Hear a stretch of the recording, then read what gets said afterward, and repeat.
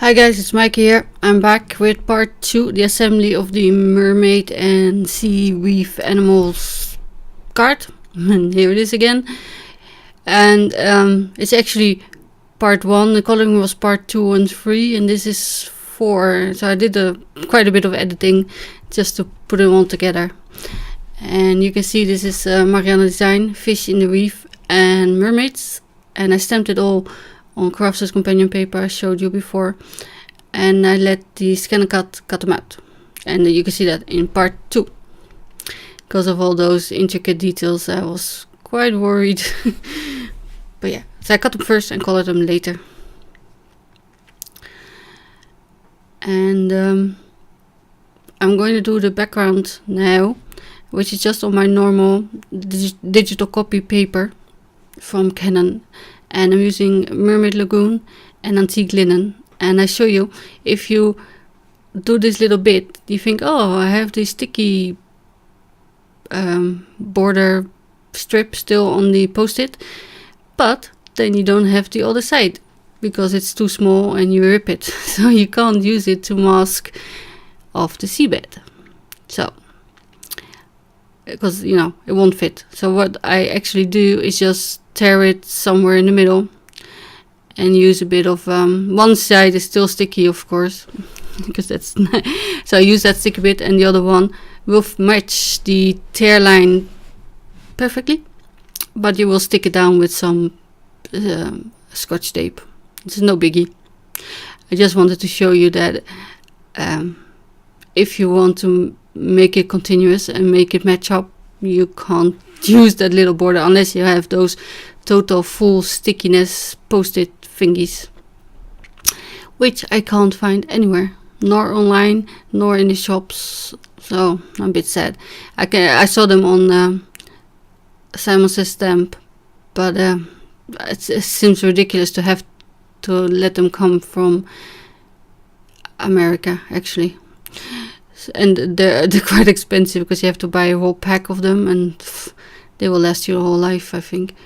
So I'm only sticking down the post-it, so the paper will, of course, move.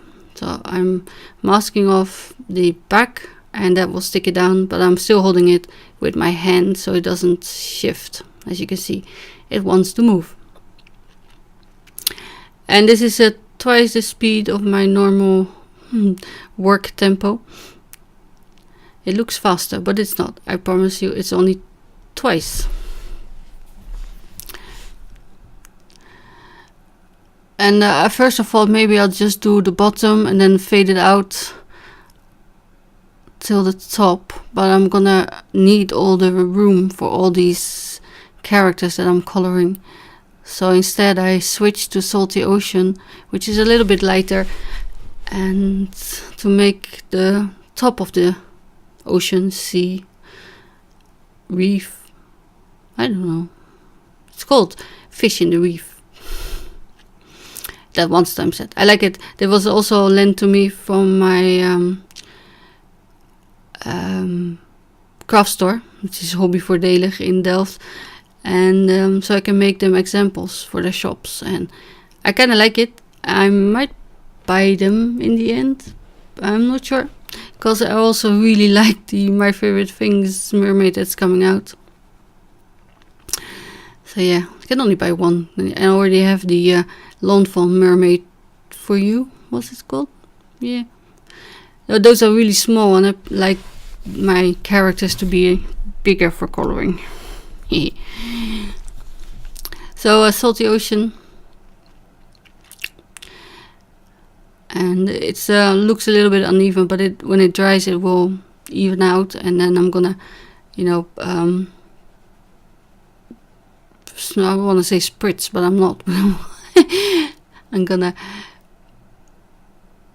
brush on. It's not brush on. Tap on water, whatever. I know.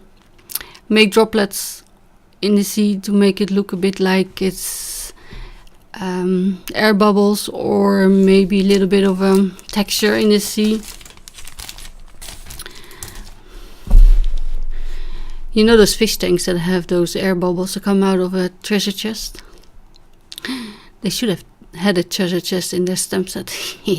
There's also another stamp in this line, and that's like a shipwreck on the bottom of the sea that I didn't get. And there's another one coming out next month apparently that has sea lions in it, which I really like.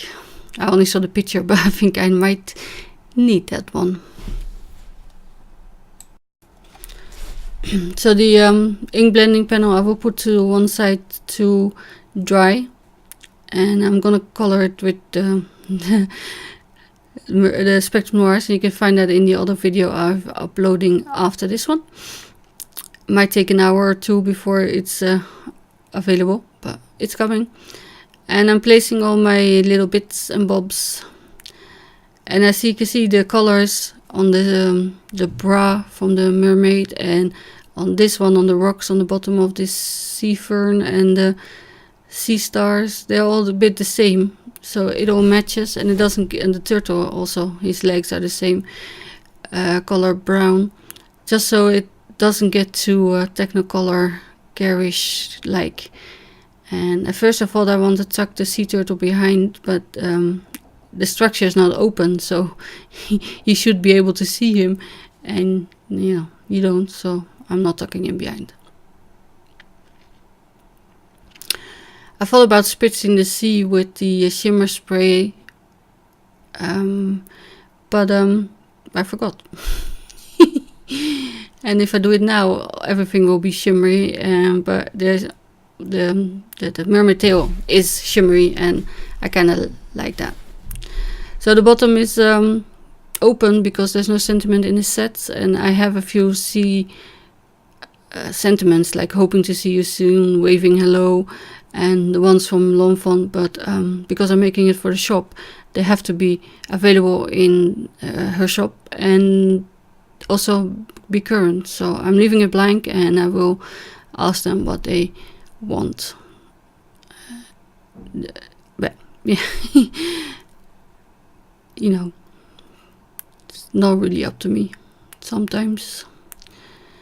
Yeah, the space between the arms, that it didn't cut it out, and I thought about coloring it blue, but I didn't want to mess it up. So after the trouble I had with the hair cleanup, I thought I better leave it, and it's a bit white maybe, but yeah, it is what it is. And see, I'm mounting only the dolphin and the mermaid with foam, so there's a bit of a depth or difference in pattern or something in depth, I think. And the other ones are just mounted flush with some liquid glue. And if you stick around till the very end of this video, you will see another card I made with the leftover seahorse and another dolphin I printed out and colored. I think it looks really cool. It's not as cast as I usually do, but it's a demo. And here's the other card. It's much more my style. It's a bit dark blue, but I use vellum as layers and waves. So I'd like to thank you for watching, and I will see you again at the end of the week. Bye!